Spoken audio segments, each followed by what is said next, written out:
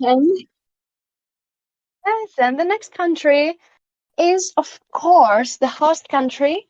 And I'm so proud to say that this year the host entry comes from Pérola do Tejo, which Uma Última Valsa, a song that has made the whole nation proud, given the margin of the victory it had in Kaele.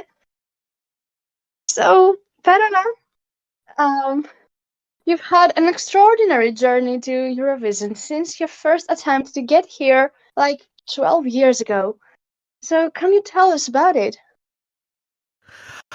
Oh, definitely, my darlings. Oh my God, I cannot believe that this is happening. Finally, finally, finally, I am here in an opening ceremony of Eurovision. This is beyond my wildest dreams, you know. It's something that I thought would, I was starting to think this would never happen because I tried five times to win Gaila.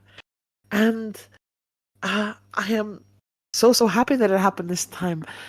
My first experience with the national final was in Gaila 3, and I participated with A Última Luz M. Alfama, and it got to the super final.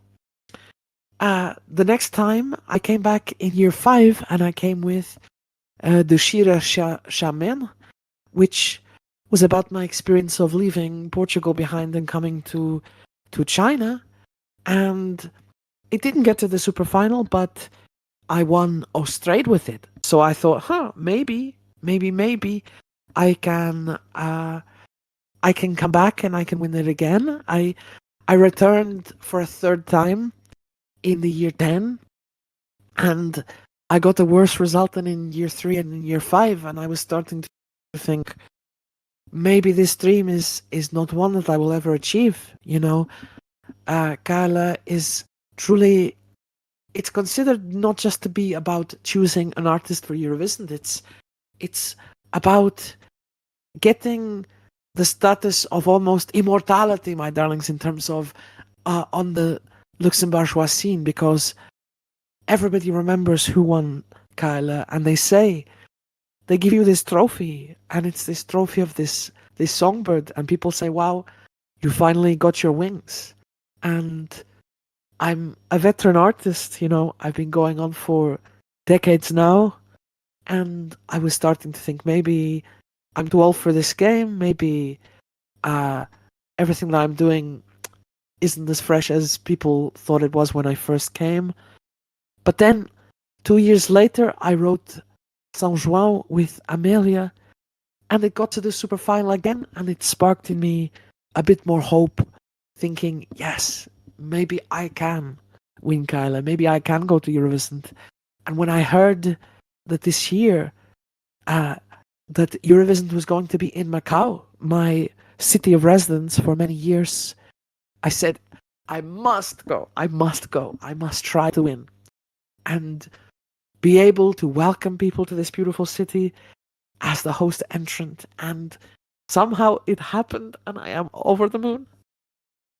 Oh, we're all so happy for you, so proud of you, and so glad to finally see you living the Eurovision experience after so many tries to get here. We couldn't be happier for you, Parola. So, and your song is also a great one, Uma Última Valsa, and as I've heard, it is inspired by personal experiences, but you have said in the past, I think, that it also has a universal message. So, can you please shed a light on that? Oh, absolutely, my dear. I would be so happy to share more information about that, of course, of course. So, my song, A Última Luz é Malfama. No, my song, oh my god, I'm thinking back to year 3. My song, Uma Última Valsa, is all about the last night that I spent with a love of, that I thought was a love of my life, really. And this happened almost 20 years ago now. And it happened when I first moved to Macau. And it was also with someone who had moved from the mainland to Macau itself. And I honestly thought, you never think that you can believe in forever. until a relationship like that happens, and you think, yes, I'm never going to wake up without this person behind by my side again. You know, this person is such an intrinsic part of my life. I can't bear to imagine my existence without them. But that isn't what happened, because not every fairy tale has this beautiful ending, you know. And Mhm. unfortunately, they had to return to the mainland, and we broke up in this very abrupt way. Uh, but we knew we had one last night together, and we went and we spent the night without sleeping, and we went to this hill over the port area of Macao, and we were just dancing under the stars. And it's a memory that will live with me all my life, because I think, you know, in some Yeah. other timeline, maybe it wouldn't have been the last dance at all. It would have been just one of many, and I wouldn't be looking back at it like I am today. Yeah. But this song really is trying to say, you know, that Mhm.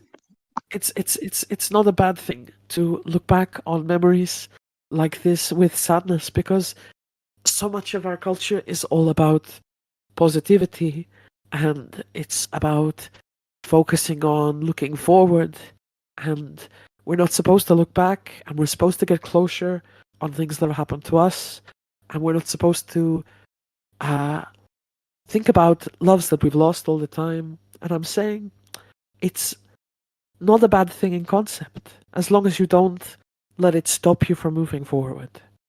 You know, you can cherish Mhm. things that are broken, that are irreplaceable, as long as it isn't impeding you from living your life right now. And that's the message of this song. Oh, this is going to touch so many people's souls for sure. I definitely feel what you're saying, and I'm so happy that you can express those emotions through this beautiful song. And I'm so proud that you are the one representing our country with this uh, very song. So thank you so much, Pérola. I hope that you will enjoy your time here after w- wishing and dreaming of it so much. And don't worry about the results, because you are a winner in our hearts in Luxembourg. You have made us all proud, as I said before. So all you have to do now is enjoy your moments here. Thank you so much, my darling. That warms my heart. And thank you for this beautiful interview and this beautiful moment. I'm so glad for you. Thank you so much, and good night.